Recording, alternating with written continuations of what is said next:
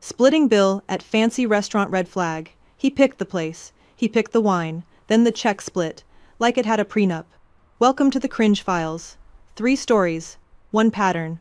This one's for every woman who got dressed up for a dinner she didn't choose. And got billed for a lifestyle she doesn't have. And you priced that whole performance in real time before the card machine confirmed it. That's an appraiser's eye. Most people need the receipt. You didn't. Story 1. Mia. Details changed. Always.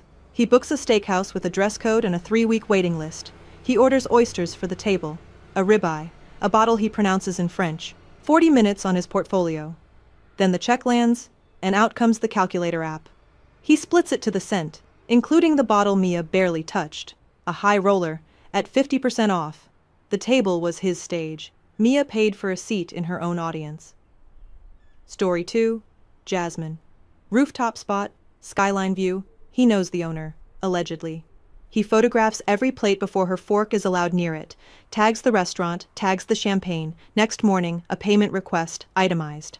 Her half, plus tip, plus valet. The internet has a name for this. The fake wealthy man restaurant trick. The wealth lives in his photos. The invoice lives in your inbox. His feed got the lifestyle. Jasmine got the accounting. Story 3. Priya. She suggests tacos. He insists on the 12-course tasting menu. Trust me, you'll love it. She loves it. Then the check arrives. And suddenly he's a philosopher. Respect that clocks in exactly when the card machine does. Note the order of events. He forced the price point, then forced the split. Real equality would have let her pick the tacos. 3 stories. 1 pattern. On screen it's called the status projection trap. Plain words. He wants to look like a 5-star man on a 2-star budget, so he casts you as the co-investor. He picks the venue.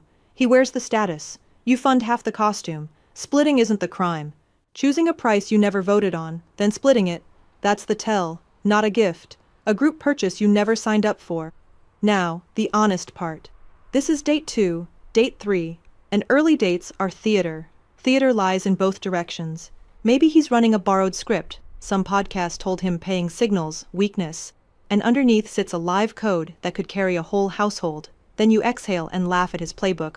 Or maybe this is the honest storefront of a locked wallet, a man who will one day itemize the maternity ward. The dinner won't tell you which. The code will. That's what AstroVetting checks. Not his manners, the pairing. Provider status in your specific pair. Unlocked, blocked, or conditional. Provision that switches on for an audience and off at home. And the same man, in a pairing his code actually matches, physically can't slide a calculator across a table he set. The thought never loads. Free test, tonight. The backdrop test. Next time he names a fancy place, counter with somewhere cheap that you pick. A diner. A dumpling counter. Watch what he defends. If he fights for the expensive venue but still wants your half, the restaurant was never about you. It was his backdrop and you were funding the set. If he takes the diner happily, softer noise. Still noise. But softer. This isn't gossip. Gossip asks what happened. We ask what the code knew. And when. So run the math.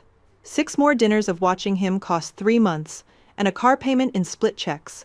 A reading with AstroVetting costs 10 minutes. 1 reading per candidate. 10 minutes against 3 months. That's the whole equation. And here's what I know about you.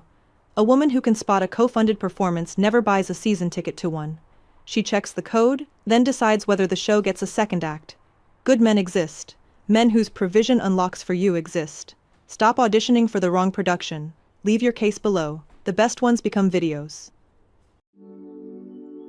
Don't leave your soft life to chance. Subscribe and start vetting by code.